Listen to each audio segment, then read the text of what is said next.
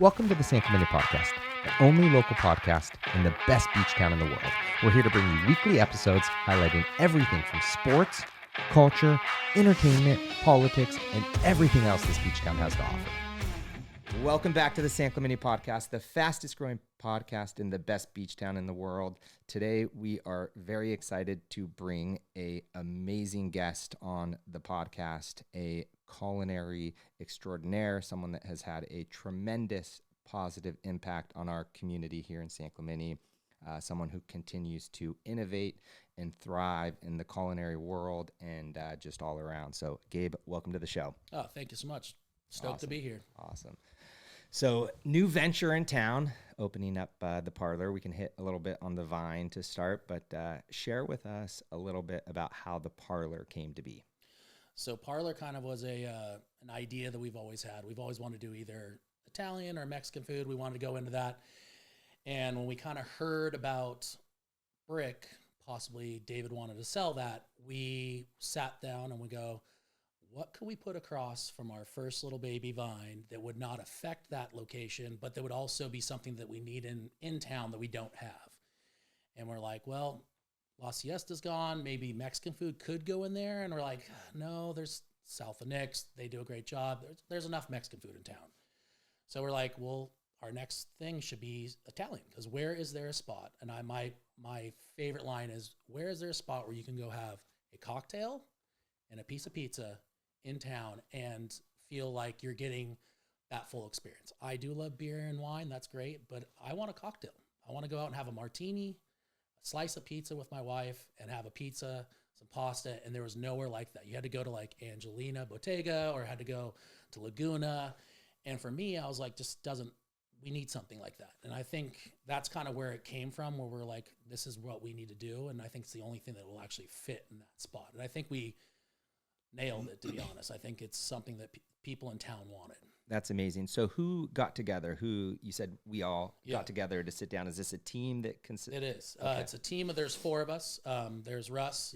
We call him the Phil Jackson of the team. He's the guy that we all come together and we all are units of the team. So there's Jared, Chef Boyardee. I make a joke, but Jared Cook, he's the guy that does all the food from the beginning. He's one of my business partners. Then you have Kyle Simpson. He's the front of the house guru with all the staffing and how to operations wise. And then you have me who do all the beverage side of it. So I'm always on top of all the basically wine list, cocktail list. And then we all come together as one big unit and just figure out how we want our culture to be. How do we want to be creative?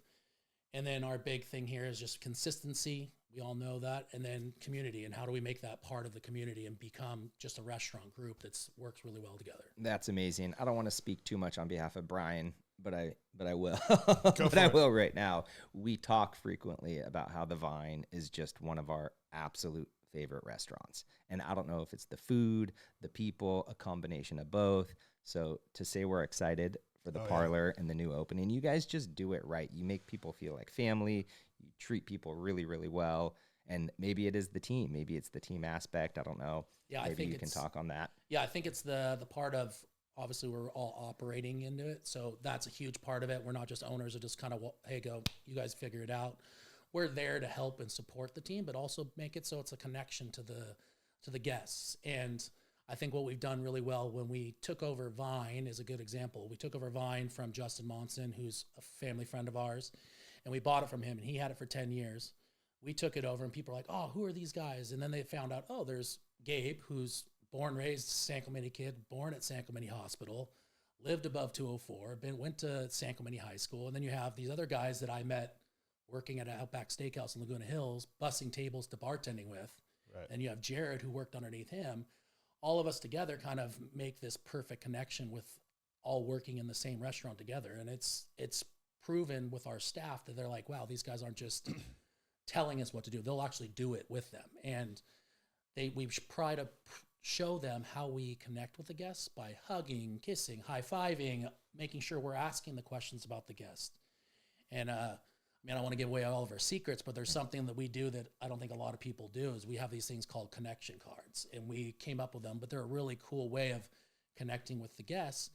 Every time there's guests that come into the restaurant and we have a reservation, we try to give these cards to our server staff and be like, hey, get us the name, where are they from, where do they live, what's their favorite food, is there dislikes they don't like, is there likes they like, what's their birthday?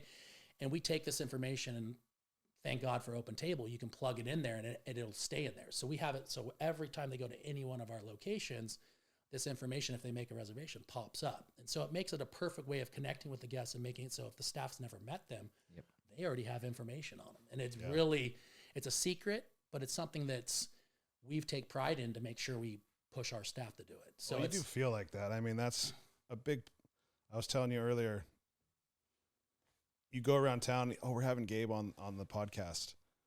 Oh, Gabe's my best bud. I know. It's like everyone's best buddy. And that's the way you make everyone feel when they come in, and it makes that repeat easier. You know what? We're going to go to Vine tonight, you know? So like, kudos to you guys for creating that. However you end to do it. It makes it feel like a neighborhood spot. You're welcome. Yeah. And then the product is top notch. So we love it. Appreciate it. But no, back to your story. So you said Vine. Yeah. For you guys. Yep. Started it. Yep. Now you have 6, including pantry. You got 7 spots. Mm-hmm.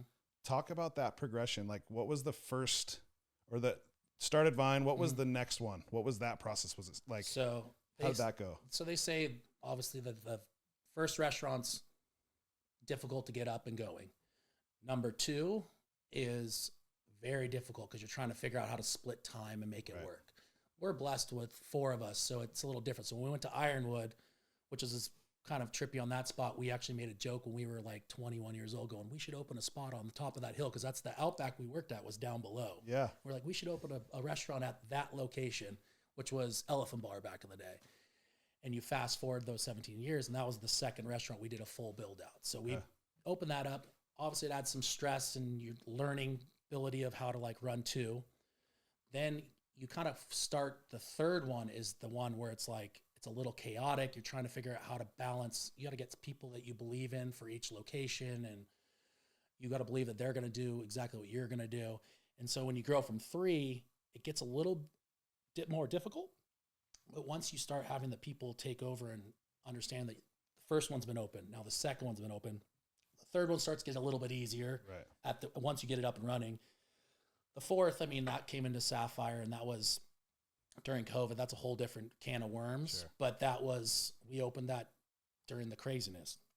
We got it literally the 16th, and we shut down on the 17th of March. And that was wild. Like, I remember being at Sunsets, because my birthday's on the 16th, and I was like, we're being at Sunsets that Sunday, and I was like, we get the notification shutting down all bars because they didn't want to be open for St. Patrick's Day. And I remember sitting at Sunsets having a beer and going, are you kidding me? This is crazy. I'm like, that's unreal. And next day we're shut down, and we all went to, basically, depending on what Russ, we were all sitting there going, what do we do? All right, we can start selling craft cocktails out the door. We can start selling food. So we just had to figure that out. Yeah. And we just had to do it at all locations, trying to like make it work. And then once we opened up, it was back to just normal style, just craziness, busy restaurants, just getting the systems in place. Bloom was the next step. And I think after that, we've built a great team to be at each location. Every location has an operating partner running those ones, and they've taken on their spot. And so they're now understanding our culture and how to deal with the guests, hugging, kissing, kiss the baby, say hello to everyone, be the mayor of the location, mayor of that city. Right.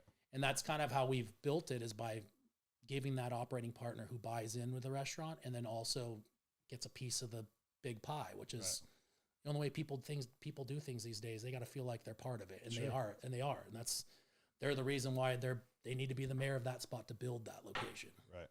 So it's pretty cool. I mean, we've seen the 4 of us have been able to develop each location, and they all have different vibes. Yeah. The 4 of them, the 5 of the locations have the similar style of food, but just each executive chef at those locations get to kind of make a different feel to their specials and to a few of the items on there. And is the executive chef, is he doing all the menu, and he's in charge of ordering food and doing, it's like it's standalone? Yeah. So each location has an operating partner and then their executive chef for that location. Gotcha. And then so each one has that. And then there's us, the 4 of us, who kind of just go through and make sure that they're running their their successful business and making sure they're following our culture and our standards. Sweet. Yeah, it's been crazy. It's a tough one though. It's from 1 to 2 was brutal. 3 was difficult. 4 was like, okay, we're just getting through it. And then 5 has been a lot simpler. And then this one is just a different beast because it's nice. It's in town. Sure. Hey, when you run out of something, you're like, oh, I'll run over to Vine and grab something. Like I'm playing Frogger going across the street trying to grab some basil from there or grab, what was it the other day? It was brandy cherries. Sure. There's always something. Yeah. So tell me about how you guys came up with the menu at Parlor.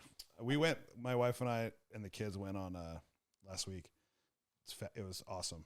Yeah. Loved it. Love that. We tried every appetizer, tried 2 cocktails. We got a chicken parm and the pizza. The boys got a pizza. Heck yeah. It was, I mean, those wings you were talking about, killer. Yeah.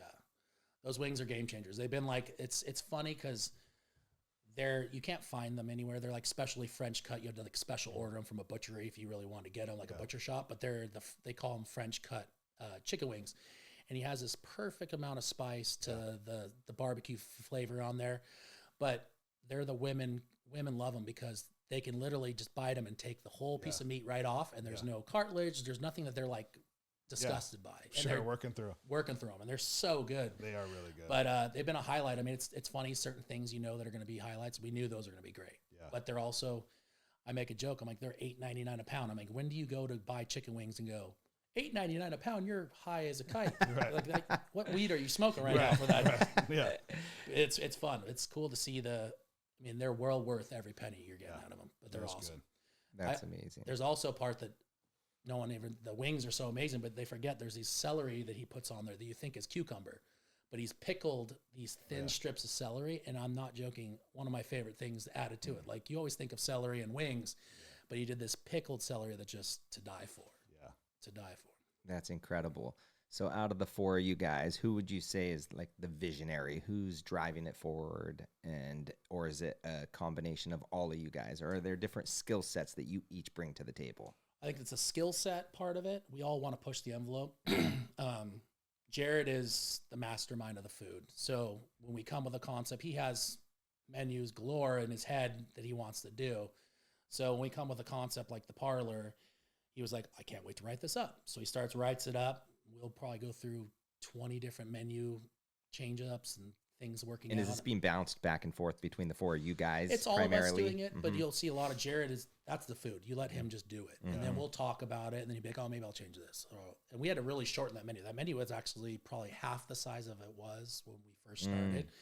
But for execution-wise, figuring out the pizza dough, it's a 3-day process to get the dough the way we want it. Like, it's not like everyone, I think, forgets that pizza dough is not something you just whip up in like 2 minutes. It's like it's a 3-day process for that sourdough and really cool pizza dough. So it's part of the challenge is figuring that out. Right. And one thing cool to give a little background on Jared, which is he's one of those people that's so hyper focused on things that like when he gets excited about something, it's all he can think about. And from golf to backgammon, for example, he gets so hyper focused on playing backgammon with his daughters that he went out and bought like a $350 backgammon board, and he thought that was crazy. Then you hear that he bought a $3,000 one because he was so hyper focused about like, I got to have the best of the best. Like if I'm going to do this, I'm going to be the best of the best and have the best tools. Right. So anything he does, it's always that. So do you get to like, hey, I've got 10 pizzas that I want to put on the menu. Yeah. Do you get to try all that, like in that process? Like, is he cooking all of this stuff for you guys, and that's how you're coming together with the final product? Yeah. So he's one of those people he can just think off his head. He's like, these flavors will work. Yeah. And he'll write it up. And he'll write up the flavors and be like, okay, I'm going to make these pizzas. For me, I'm like, I'm not worried about them. In my head, I'm like, the sound, the flavor profiles and what he has to write them up. Like he hasn't even made the actual exactable ingredients. He just knows the ingredients that are going into it. And then he'll adjust as he goes. But yeah, we get to taste them and be like, oh, that's amazing. That's phenomenal. Maybe we need to add a little something here. And we'll all bounce stuff off each other. And it's pretty cool of how. I want to be part of that. Yeah. It's can you invite us to the taste test? You get extra thick during that time. He actually is a tall, skinny guy, and he lost 13 pounds. We were joking around. I lost 25 during that thing because opening a restaurant, all you do is work and you're stressed. And you're not hungry and you're over it. And you're just like, he's a skinny guy. and he loses 13 pounds. I'm like, Yeah. that's a lot of stress and stuff because it's all on his shoulders. Sure. Yeah. Which is crazy. I mean, Yeah. to get the food and to get it out from the kitchen to the guest and make sure it's a quality product and it's great. Yeah. He's got to train everyone. And he has Nate, who's the executive chef there, and he does an amazing job. And both of them did a great job of getting that one. But that's a high stress spot. That's not a up and running. It's got to easy. feel good though once you get everything out there and getting positive feedback. Yeah. You're like, hell yeah. Yeah. Oh, Absolutely. So where is he at on a day-to-day basis? Does he rotate between the restaurants or? yeah, he rotates. If someone's calling and needs, hey, we need some help with staffing, or could be we're having an issue with, we noticed Yelp, something popped up and there was a couple of them on the same, say the duck wing sauce was off. He'll go over there and he'll look through and figure out what the issue is. But he, on a day-to-day basis, he's bouncing everywhere. With Parlor opening, it's been 24/7. I mean, I think we all went about 30 or 40 days straight. So we were pretty nonstop. Yeah. So it's been, I mean, I finally took my first full day off on Sunday, and I was like, that was 42 days straight. That's wild. So People don't understand, right? We get to go there as patrons and just sit down, enjoy a cocktail, have a great See a meal, finished product. and see a finished product. Yeah. People don't get to look behind the scenes of how much hard work and sweat and tears. Like that's a serious amount of hard work. yeah, I mean, Russ is definitely the craziest one out of all of us. 'Cause Really? he does a lot of the back of the house stuff. Obviously, the front of the stuff too. He's walking through each restaurant and stuff. But he's one of those guys. He'll be at night. Just I'll get emails at 2:00 in the morning. His brain's always on. Yeah. So he may not work midday hanging out with his family and doing stuff, but then he's back to went through the restaurants. Okay, sent all these emails out. He's dealing with the back of the house vendors and stuff, bringing our pricing down. And it's crazy. He's just a beast. I mean, if you're going to have a leader, the leader that works the most is the key. And he's one of them. I mean, we're workaholics, but he is a champion of all that. It's crazy. And his brains and the way he works is pretty unreal. Wow. What kind of goals do you guys have? So you're at 6, 7 with the other one. How many restaurants, or do you guys think that far ahead? Are you looking at opening 20 more, or what? I think this one, the pantry, may be something that we kind of all been joking around about it, but we think it could be something where it's like we could put this next to our other concepts and not have it affect it. So it'd be kind of cool to Interesting. piggyback them somewhere else yeah. close by. But I also think this one could be one where we kind of blend almost like a Vine and Parlor together and do a little bit of pizza burger blend. Ooh, I love it. So it could be something that we could maybe pop a bunch of them up the coast and be like, this is the cool new trendy pizza parlor, but also have burgers and stuff to there. Maybe it could be something there, but I think our ultimate goal for us is to keep developing a small group that just builds restaurants and keep them at a high quality and high consistency. And eventually someone's going to want to come by and be like, what's this formula? Let's figure it out. Maybe we are the group that invests into you guys, and let's try to get 20 of these in the next 10 years. Right. Yep. That's what we kind of, I think Just that's keep it kind of organic. organic. Yeah. And if you watch, and one of the groups that we always watch is the Hillstone group, which is R&D Houston's Gulfstream. They do an amazing job, and their consistency, they don't fall far from what they're at. Nick's kind of follows their programs too, which is, as we've seen, the Nick's group does a great job as well. But we kind of want to be that group, but still we have a little bit more of an edge and a little more of like a personality. Yeah, personality to the business. We don't want to be just cookie cutter. We want to be not militaristic. We want to still have that connection to the community. Yeah. Yep. Who are you guys going to for advice and mentorship and leadership?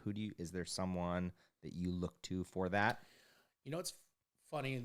Russ's dad was at one point was the president of Cheesecake Factory. His dad was Habit Burger. He was the CEO for Habit Burger. He grew them from 15 units to, I think they're like 350 units now, 300 units now. But he grew them. And for us, it's great to see, as knowing him since I was like 17, 18 years old, we've learned a lot from him. But we've also learned a lot from just watching our peers who are also restaurant people that once we started opening, it's like you take in information and see what they're doing. And you got to always be reading and learning about other people. I don't say reading a book, but learning about restaurants and their cultures and seeing how they work. And you just gotta see what works and what doesn't work. And we're blessed with all of us really focusing and just keeping it simple. KISS, KISS, keep it simple. Stupid. Yep. Yeah, it's true. And It's- even with the menu, right? Like Yeah. you referenced the Elephant Bar back Yeah. in the day, right? Those types of restaurants had huge menus, Yeah. way too many items. Yeah. And now you look at, the Nick's or the Vine, your guys' concept, it's a simple one-page back-to-back menu. Yeah. And it makes it easier. And Yeah. then people aren't stressed out going, oh my God, I can't figure out what I'm going to order. It's like, Exactly. you got all the choices that you need. You have your chicken, you have your beef, and all those options just need to be smaller. People need to be simplified a little bit more. Yes. And make it easier. Exactly. And a lot of people want to be told, right, Yeah. what to do or what to Seriously. order as well. Sure. Right? It's like out of these two, and again, you guys do a great job at it, Yeah. but you get your entire staff to buy in, That's which is huge. that's the number one goal in this thing is really the culture of the staffing and having them believe that they are selling great food and that we're always trying to be as consistent as possible. And then everyone makes mistakes, everything happens, but it's how we adjust from those and how we can try to be 1% better every day. And if we can be 1% better, we're going to be amazing by the end of the year. That's for sure. I'm going to backpedal a little bit. I don't know if you caught it, but you mentioned at the beginning of the podcast that you were born at San Clemente Hospital. Mhm. I too was born at San Clemente Hospital. Were you as well I or was no? not- No. So I was 83. What year were you? 82. Okay. Right Yeah. then and there. Yeah. So grew up in San Clemente your entire life. Like I don't think there's many people that I know at least that were born at San Clemente Hospital. So you go way back. You were in this community truly, right? Oh, To yeah. do so many great things. You care about it. Oh, I care about it. I mean, I don't think I can ever let it go. Like part of San Clemente is if you're born here, you're stoked. If you're not born here, but you live here now, you become part of this culture. And it's like, I always love, there's people, I've been here for 20 years. And I'm like, that's awesome. Yeah. San Clemente, I'd want to be here for 20 years too. I mean, I've traveled and lived other places and done stuff. But I've been like, San Clemente is where I want to end. It's where I want to be. Yeah. The people just the way how it's a small knit group of a small town can only grow so big and it can only be so big. And it's people that want to be here. It's not because they're forced to be here. It's like, this is a great place to live. And it's San Clemente. I mean, I Boys and Girls Club. I try to donate to that whenever I can. I do they have 2 different charity events, and I always give away basically it's a dinner that we go, hey, it's a 6-person dinner, 6 courses, and I bring out some wine paired with each one of them, and I'll pull out nice bottles of wine that I have that I'll put on there, and we'll cook up awesome new dishes on there for them. And we try to donate just cool things to that. And that's my big one that I like to do because I lived right Sure. near there. And that's a place where I used to go to be like a cool spot as a kid. Like, where do you go to go play? It's like they have the basketball hoops or Yeah, the we spent a lot of time at the Boys and Girls Club. Tons of growing up. time. Yeah. Yep. It's fun. I mean, it's how you can give back a little bit to the community too and be there. And whenever I see them, it's cool to see that Rob and a couple other guys that run that come in and they're all stoked that we take care of them and they take care of us. That's awesome. Yeah, it's San Clemente's it's just it's the best town, I swear to God, in California. It absolutely is. And that's why I like our shtick, right? The Yeah. best beach town in the world. Yeah. It really is the best town in America. Like I will die on the hill saying that. Heck yeah. Honestly, like I Yeah. truly believe it. There's no place like San Clemente. It's the best. Yeah. It's got everything you need. And it's pretty cool to see, and please let me pass away and die in those hills. Yep. Exactly. No, it's That's amazing. So you have a background in, is it like I don't want to say your focus, but like your strength, or call it what you will, is like the alcohol side, the liquor side, the cocktail side. Where did that come from? So that was kind of when I started it out back with the guys. We bust tables to bartending, get to bartending, and then I just learned that I had this kind of gift of gab and joking around and being, I call it the drop the mic syndrome. So I'll go talk with people and then I'll kind of make a joke as I kind of go to the next thing to kind of exit out, because it's hard to leave conversations. It's but very if you hard. but if you have the good drop the mic, then you can get away to the next guest and do that. So I always made it fun, but I always learned that you could interact with people and get people to interact with the other guests sitting there. So then you're having this part where you don't have to babysit the guests. And I learned that. And then what that made me learn is when I went to other things up in, went into South Coast Plaza. I was at Charlie Palmer's. I really got into like making cool, fun cocktails. And then it was a cocktail bar. So now we're doing bar programs, doing wine, doing your level 1 Psalms and learning those 2 as well. And just learning about wine. And just all of us got so into that time between 2000s all the way up to where 2010, I just focused in on making good money, learning about cocktails. And I was like, when we're ready to pull the trigger on this restaurant, I'll have a really cool cocktail list and we'll get it up and running. Awesome. And because of that, I got to learn. I read a lot. I learned about all the different ways of learning about each type of alcohol, how they mix, what doesn't work, what does work. And then from that, it's just from Vine, it just evolved from that. And it's fun. I mean, it's cool. It's a blessing to learn all that stuff. And then having one of us in each one of those roles. Like I do the beverage, cocktails. I write up a cocktail list for Parlor. I've never made any of these cocktails. I just wrote them up. I was like, that sounds good. Okay, cool. We'll figure those out when we get to opening. Just like Jared will write up a menu and we're guessing that's going to take, not guessing, we know it's going to taste good, but how do we make it? Finalizing the perfect ingredients and how it's portioned is like, that's going to be the day of when we finally finalize it. So it's pretty crazy. It's fun though. How do you come up with so we were at Parlor the other night and there's a spicy Tina. Yeah. There's got to be a story behind. Oh. There's got to be somebody that's a spicy Tina, because we were like, we have a Tina in our friend group, and she's kind of spicy. I'm like, oh, they know spicy Tina, but I'm like, no, I'm sure Gabe has a spicy Tina. So like, you're gonna love this. Yeah, I want to hear. You're gonna love this. I want to hear the spicy Tina. If you are San Clemente and you are San Clemente, there's only one spicy Tina in the world, and Tina and Vince's was the only spicy Tina, and my wife will laugh about this because I call Tina my girlfriend. Okay. And my wife still gets a kick out of it when they see each other. They laugh about it. Oh, there's your girlfriend. And so Tina would come into the restaurant and I'd make her a cocktail. And I've always made it. She likes a little spicy, just like she is. And so it was kind of my donation to the San Clemente and being like, hey, if you knew who Tina was and spicy Tina, you know how spicy was. God bless her. She's the best. But she would be the first person to be like, end of the line. If you didn't know your order, if you want to change your order or you wanted to add mayo to things. I was just going to say. End of the line. Or she'd give you and I love her to death because that's how old school Italian delis were. They don't give a flying frog leap. No, what you think. They literally tell you how they feel and you're out the door. I love it. And it's great. I had to give that to the little donation to her because she's. I love that was that. I didn't know that. You didn't know that's all. Yeah. No. And it's funny. she hasn't come in yet. I've been waiting, but she's heard about it from Christina Carbonara. Sure.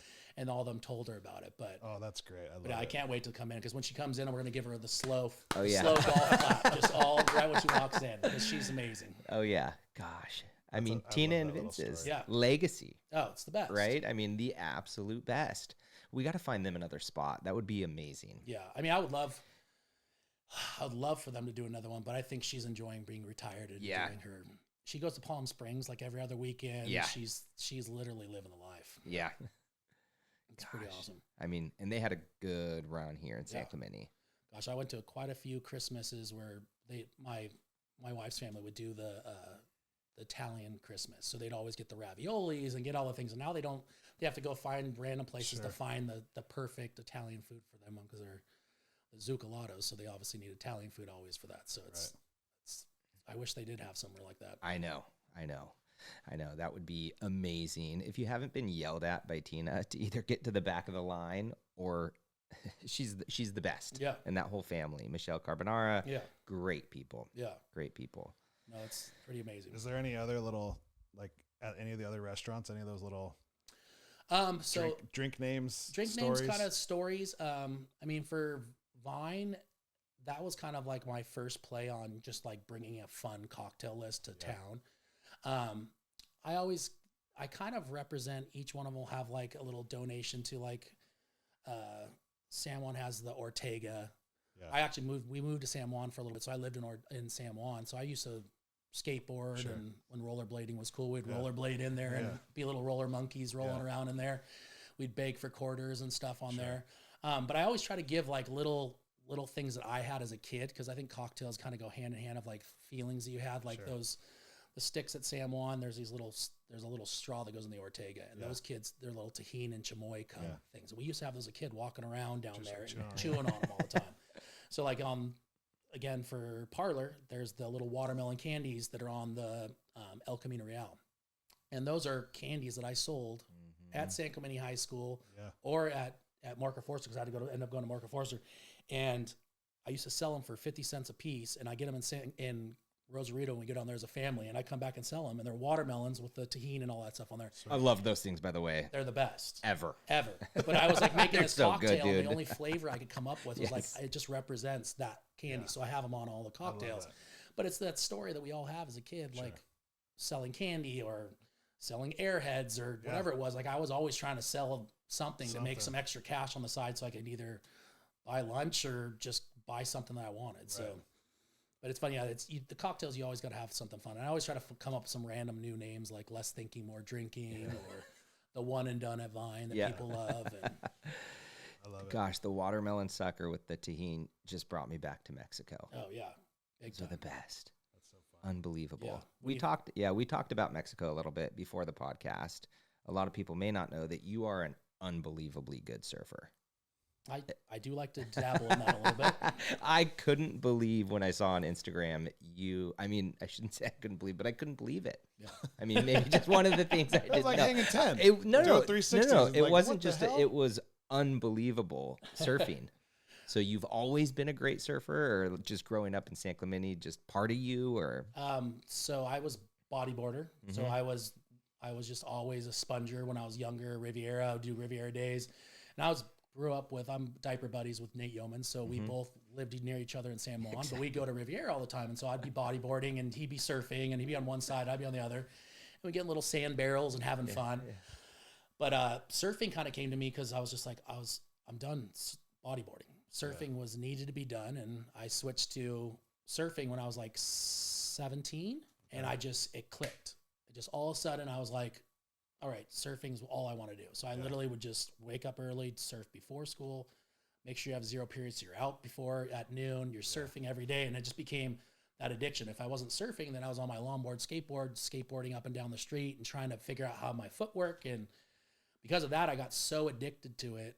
It was like travel every time. I'm like, my senior trip was me taking JJ Wessels, who's an amazing pro longboarder, and both of us, he was 16, I was 18, and we drove down to Scorpion Bay, and that was our trip. Us just brought Tang and peanut butter and jelly, and we sat there for 2 weeks, literally surfing every day and just trying to master what we do and just having fun. And from there, it's like you just have that ultimate. Surfing is the only thing I care about, and it's all I want to do. And I got so addicted, I loved it, and I got pretty good at it. I mean, people still to this day say I defy gravity because I'm such a big boy. You put 300 pounds on the front of a board, and I'm still hanging 10. And they're like, "How is that board even holding you up there?" That's wild. Yeah. And to be able to transition from a bodyboard to a surfboard, that doesn't click for a lot of people, but for you it did. It was just an easy transition. Yeah, I think it was just learning the balance and that stuff. And I think it's when you kind of just, that's all you think about. Like I was dreaming that, skateboarding that, everything I did was just about how I can get that feeling. And it's somehow just transferred. I guess I have good balance. My business partners make a joke on me because I hop on a ladder and I just climb right up there. No big deal. They're up there like wobbling and I'm up on the top painting stuff or having fun. Yep. I just have good balance, I guess. That's what I got. That's awesome. Yeah. Maybe it's the good old San Clemente live. And Brian and I joke too, right? As a professional football player, best center to have ever played for the Saints for sure. But growing up in San Clemente, right? Yeah. Surfing and just being involved in all the other sports. Brian's like, as a center and a football player, all the sports combined helped him with his footwork and everything else. And There's so no doubt about it that surfing helped me. Like my O-line, there's a lot of shoulder stuff, right? Mm-hmm. If I'm surfing, my shoulders don't hurt. Yeah. If I stop surfing, all of a sudden I'm just like, oh man. Like summertime, I have not been surfing as much. We've been going down to T Street and the kids are super into boogie boarding right now. So I haven't been surfing. Yeah. And my shoulder's kind of bugging. Yeah. And it's like surfing fixes it all. Like you get that connection with nature, you get a little bit of exercise, and all of a sudden you're like, have a better day. Yeah. And like, I love it. I got to hear about this bug. My 13-year-old daughter, all she cares about, like, I kid you not, she'll surf for 8 hours a day like that. She could be stressed out, right? Yeah. She needs that fix. It's wild. Yeah. That's it. It is. It's the wildest. I've never seen it. I've heard stories. Yeah. And somehow my daughter got that bug. Yeah. Yeah, that's the best addiction you can give her. So you surfed. Did you ever surf competitively?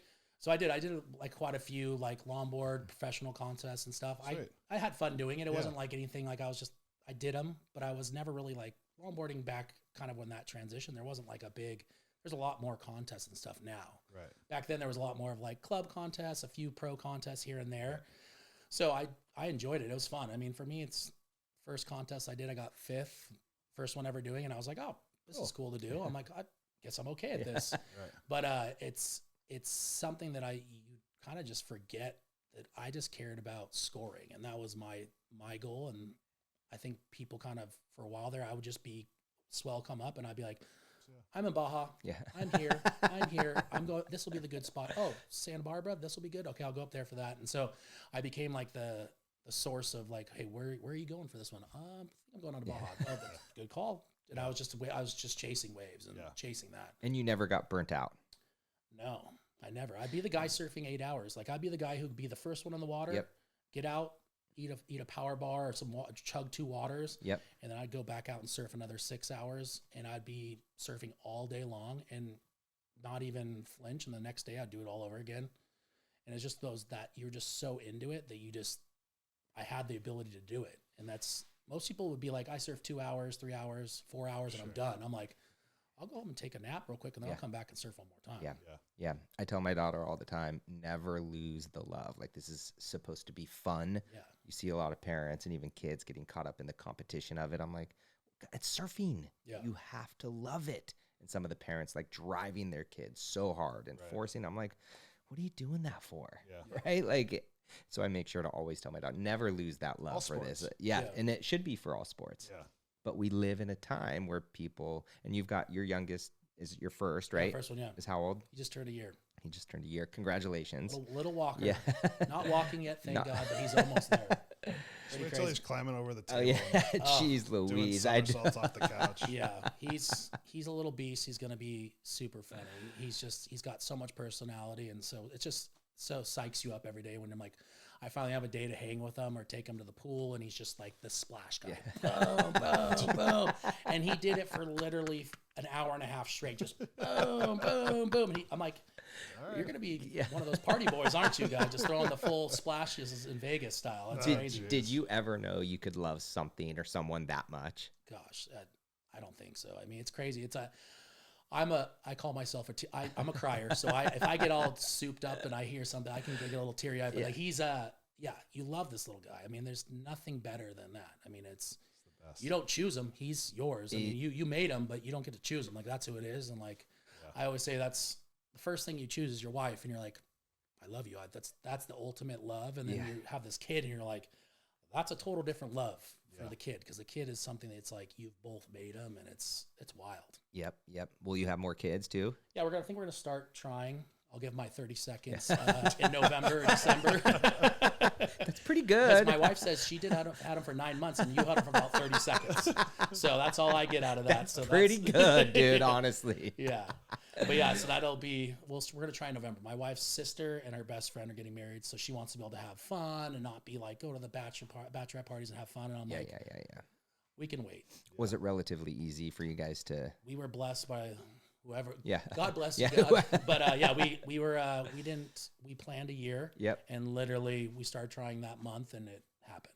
That's awesome. So hopefully it'll be the same. Who knows? I mean, there's nothing wrong with either way. It's just sometimes you're just lucky. And I had the nice $2 million lotto ticket on that one, or 30-second lotto ticket. That's great. That's amazing. Yeah. It's fun, man. Mine are 8 and 10, and every phase has its perks, has its challenges, but it's just everything it's so awesome and then we get to do it here. Like yesterday, my kid's Riv is getting barrels at T Street, and he look every time he'd look up, and I'd rate his barrels. Oh yeah. Heck yeah. And I'm like, he's starting to kind of charge a little bit. Like it was probably 2 to 3 foot, and but it was really peaky, and there was a lot of little barrels, and he was in the water for like 4 hours. That's epic. Every barrel he looked up, that was a 5. You didn't really, you didn't come out. You didn't come out, yeah. You know? But it's so much fun. Yeah. I can only imagine. I mean, I think that's, my dad says it best. He's like, my favorite moments, because we go to Baja with my dad, and he's like met a few words. So it's like bringing your dog with you, where he just sits next to you and he's your road dog. Sure. So he'll eventually at one point be like, I really have nothing else to talk about. And I'm like, all right, Dad, cool. Awesome. All right. Yeah, I'll we'll keep just- bringing up topics then. Yeah. Unless you get them on politics, then it's a whole different story. Then that'll go for hours. But yeah, no, it's funny is when my dad will say his favorite things is being in Baja, watching us surf or watching me surf, and then watching people come up and go, dude, your son got a good one. He's like, there's no better feeling than being like proud of your son already. And then having someone else go, damn, that was really cool. And I was like, that's gotta be pretty insane. Yeah. Gives me chills. when you Yeah, say me that, 'cause too. I fully agree with that. It's amazing. Yeah. So you love Baja though, like Ugh. Baja. If I could spend my life down there and just be cruising down there, my wife wouldn't like it, but I would love it because I just You could live down down there. figure Like it if out. there were another place, it's like, hey, you got Yeah. San Clemente, you get a second place, Yeah, Baja. Baja. I think Baja would be rad. I like the rustic part of it. I like when you're even in Cabo, it's like there's really cool spots out there that are just insane, where you can have your own compound. You can be out in the middle of nowhere, but then you could be surfers are showing up and you're hanging out, chit chat with them and having fun. But yeah, I love it. I think the people are rad. The locals are cool. It's the whole experience is just so relieving and so different, and it gets away from like the rustle and bustle. Totally. It's probably what we used to have, right? Like it's just really an extension as you continue down the coastline. But I bet San Clemente in the 1800s, early 1900s probably had that Baja feel, Sure. and I maybe bet that's you why was we a love lot it so sooner much. than that, dude. Probably a lot sooner than that. Probably the 60s and 70s. Yeah. When we saw those pictures with Jason, Yep. like Yep. some of those pictures in the 50s when his grandpa was down here. Oh my That's epic. goodness. Yeah, it's Oh. it's like farmland. Yeah, Yeah. You're like, holy crap, that's Lost Winds. Yeah, Yeah. exactly. There's one house. Yeah. Like, whoa, there's cows and acreage behind it. yeah. That's the best. But the best part of it is we do have a ocean military base. It's the best. We can only get so big. Yeah. So like, it is what it is, right? Yeah. Like, and we got to preserve it. And Yep. What do you see in the restaurant scene for, like, what would you forecast over the next 5, 7, 10 years here in San Clemente? I mean, I see it's turning into that. I mean, eventually they're going to have to figure out. I think our biggest part right now is parking. Parking is our biggest issue here, and it affects the growth a little bit. But having the trolleys in where you can pick up down at the outlets and then shuffle them back in, it gives it so it's a nice little addition. sure. Even having the high school where they're doing that too, and they're dropping people off there.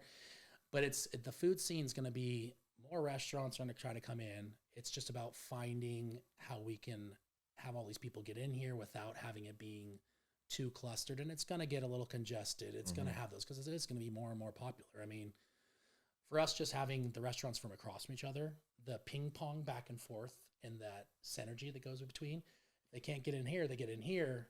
That vibe really starts just adding to the extending Del Mar. Like Del Mar is not just only the spot where there's food. It's like now they're coming up a little bit more that way. So I believe that whole thing from JD's, Red Fox to, Sonny's, I think that street's going to turn into the big food scene. Like Restaurant Row. I think you're going to get a lot more people trying to put more in there. Yep. People forget how big San Clemente is because what's the capacity at the Vine? Is it 100, 100? Yeah, we're like so we can do, it's 94 seats. Yep. And how many people in San Clemente? 60,000+ people. Yeah. Right? Yeah. Vine. It's like 94 seats. It's like, and you can turn that over a couple, two or three times a night. Again, 300 people. That's not that many people. No. It sounds like a lot, but with, like a big picture looking at how many people are in San Clemente. Yeah. And we're now just adjusting with Talega. Exactly. Which we all didn't like when it first came out. We were like, but you know what it did? It made it so we went from having just a couple restaurants to being able to have restaurants survive and have more quality stuff come Absolutely. along. And we needed that push towards that. And La Plata, it kind of sucks, but it's added that again. Rancho, what they call it, Mission Viejo. Rancho Mission Viejo. Yep. They're shuffling in there, and they're giving more to San Clemente. To be honest, the beach community is getting more out of it, and it's part of what we needed to enhance what we have. Yep. But it takes away from we all like our little part of. We all have a little bit of that ghetto San Clemente in us. Sure. I want to wear flip flops, trunks. I want to go get a beer and I want to hang out and be a little dirty around the Sure. edges. Yeah. But we also like the part where, like, hey, I can dress up a little bit and be nice and have a nice place to go to, and I don't have to worry about riffraff and the party zone being in here. Yep. I know we talk about it, right? The Well, that's 80s. what we gotta, It's we happening. gotta preserve that. Yeah, we do. Because I think having restaurants in other cities, I think San Clemente does a good job of staying San Clemente, if that makes any sense. Like, it's not quite the Newport, right? Yeah. Laguna Beach has its own vibe. San Clemente has its own vibe, and I think if the growth happens maybe too quickly, that maybe parking's a good thing. That it slows it a little bit, so it can be a little bit more picky and choosy and shape it the way you want it. I think that's important. I mean, that's what we're trying to do here, is like preserve a little bit of these stories and highlight success in town. Yeah. Showing next generations the path, the framework, what kind of work it takes, being a workaholic, putting in your time, getting experience from different parts of the country, the world. That's what we're trying to do. And I think that San Clemente, everybody involved is in for that too. Absolutely. Yeah, I agree with that for sure. It's important. It is important. I think a lot of people, San Clemente has some of the top execs from every type of business, which is really cool. Pro athletes, everything, pro surfers, all those things. You blend them all together. And there's a lot of people that travel from other places and end up coming here and going, I think I want a house here too. Sure. And they're big execs from something else. And they're all coming to San Clemente, and they're all worked really hard to get to where they're at. Right. I mean, these are the people that worked hard to get somewhere and being like, damn, this place is amazing, and I want to be part of it, and I want to have a little piece of it. But they've all put in so much time and effort to get to where they're at, to be able to be here. And it's not just like trying to be the new money guy, trying to be the cool guy here. It's like, you don't know, half of these people. That kind of doesn't fly either. Like, no, people don't really care. No, like the guy, they don't. I love, my favorite story is when I worked at Charlie Palmer's, and a guy would pull up in his Lexus, and it was like a crappy old 92 Lexus. This was like 2002, 2003. And he would pull up in his crappy Lexus that he had, and his other cars were a Bentley, a Rolls-Royce Phantom with a driver, and had a big house on the hill. But he would pull up, he just liked that car, and he would drive that there, and some guy was there trying to give him a hard time because he was wearing sandals and short shorts and his Hawaiian shirt. Right. And the guy's like, bro, I have more money than all of you, and I don't care about my money at all. You're the only person that cares because you're obviously wearing the big watch. You're driving, you think you're a really expensive Mercedes. And he's like, all my other cars are 4 times your car. It's like, but he's just the guy who's just the casual, mellow guy. And it's like, that's San Clemente in a nutshell. It's like, we do not care. We do not care. Not care. Down it's to earth. Past that initial rat race. Yeah. You're either past it or you grew up here. Yeah. And it's like, people that are ending up settling down here are kind of done with that scene. Yeah. And want to go to the Vine, want to go have a nice restaurant, have a nice cocktail, but they want to wear sandals and shorts. Yeah. And feel comfortable.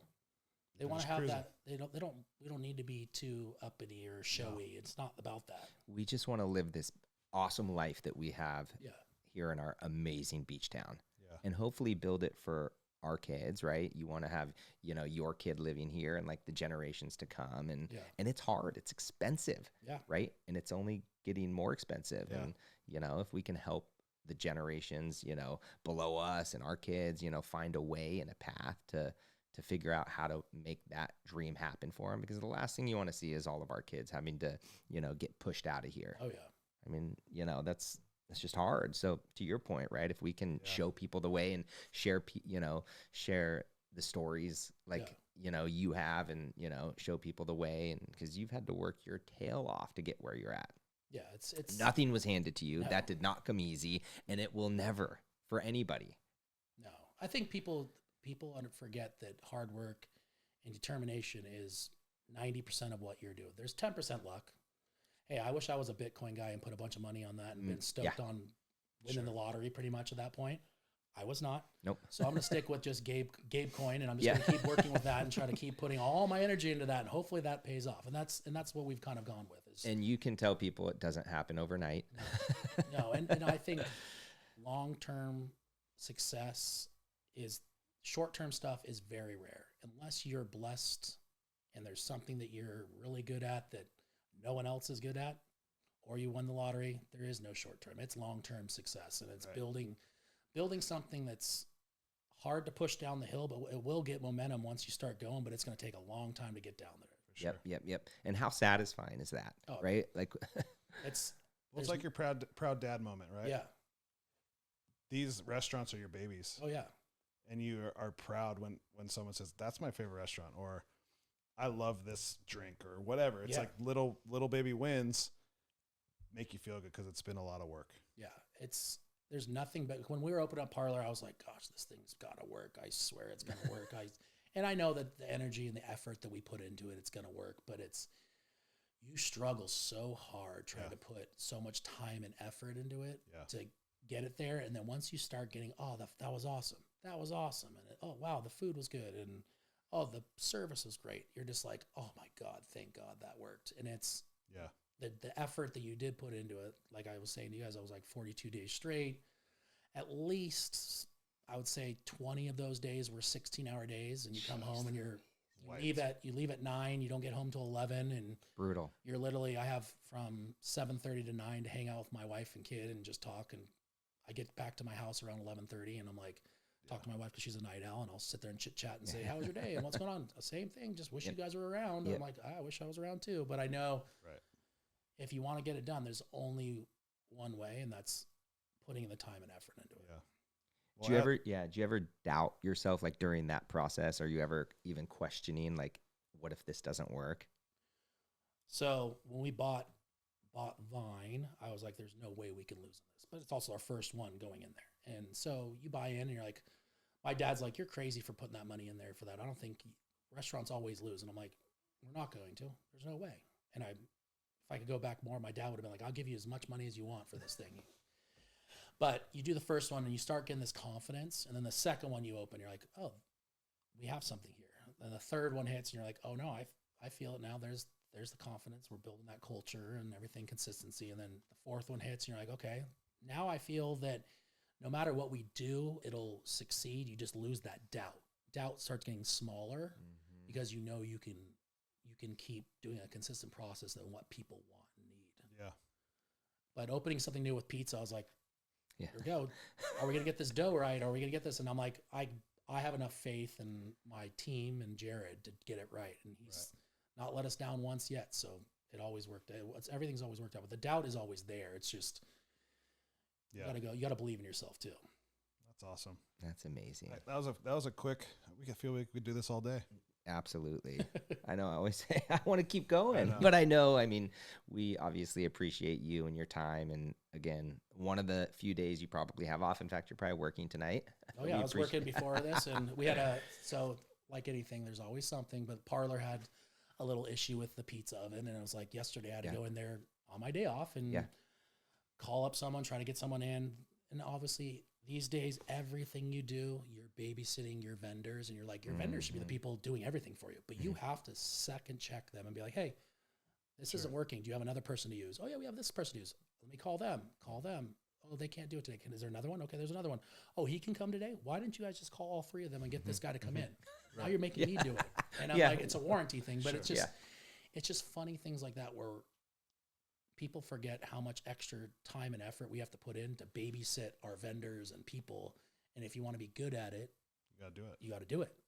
It's like construction. People complain about not being able to get their jobs done. And I'm like, well, are you on top of their ass? Do you give them a sheet to be like, hey, you need to have this done today, this is done tomorrow? And are you asking them questions? Most people don't. They're just like, oh, the construction workers are going to do it for me. I'm like, no, they're not. No. You literally have to be up their butts. Yeah. And it's like, it's to get things done. That's how it is these days. It sucks. Yeah. It's not like the old school days where people just did it anyways. It's like that's the only reason that restaurant's open. It's because we were literally babysitting, pounding. I call it foot puppeting at this point, but it was like literally up everyone's butt. Like, hey, is this coming? Are you guys gonna be here today? Okay, I'll be there. I'll see you there. And then double checking, triple checking, and it's crazy. It's a wild time now where how much more babysitting you have to do on vendors and all that stuff. Why? People are just human. It's literally the way people are now. Evolution. They do the bare minimum to get by instead of trying to do their job perfectly. They just try to do really enough. Mm-hmm. And I'm like, it's Be good at it. yeah. Be the best at it. No matter what you do, be the absolute best at it. Favorite quote. This has stuck with me since I was a kid. Mm. This guy goes, you always need to be number 1 or number 2. Number 3 is not acceptable. Number 1 and number 2, you have to be them because they're the people always, either the person on top or the person striving to be number 1. And either one of those people, if you're not any of them, there's no reason you're doing it. So whatever job I ever did, it was this guy, what was his name? Demean, I think his name was. Super cool guy. And he literally was like, you're either number 1 or number 2. No one else matters. And you got to be the best at whatever you do. And I'm like, every job I worked at, I wanted to be either one of those people and be like the best or the one trying to be the best every time. Right. And it's everything I've ever done is like, I want to be the best at it. So it's hard, but people literally are just okay with being taking the bronze or getting 4th or 5th or just passing. I'm like, that's not how I want to be. I want to be number 1 or number 2. Right. That's all I want. That's unbelievable. I was going to ask like any advice, that you would share with a aspiring young entrepreneur, but you have shared more gems and more pieces of advice than I think Brian or I could have asked for. Yeah. Oh, heck yeah. Well, I love these things. If you ever need someone else, I'll do it again. It's always Sure. Well, try to open up some more restaurants. Yeah. Thanks for adding to the community, dude. Yes. Pouring into it. Yeah. We always feel special when we come in, and the community should be stoked on Parlor, and the food was great, service was great, drinks were good. Heck yeah. So Yep. kudos, dude. Yep. Thanks for all the hard work. That's all we got is we're leaving a footprint here. We got to make sure we do the best we can. Yep. Awesome. Well, Gabe Whorley, one of the founders, partners of the Vine, now the Parlor in San Clemente, huge asset to the community of San Clemente. Gabe, thank you so much for coming on. We appreciate it. Thank you for listening in. Join us for another episode next week, coming to you from our studio on Del Mar in downtown San Clemente. Make sure you follow us on Instagram at the San Clemente Podcast and subscribe to us on YouTube and Spotify so you never miss an episode.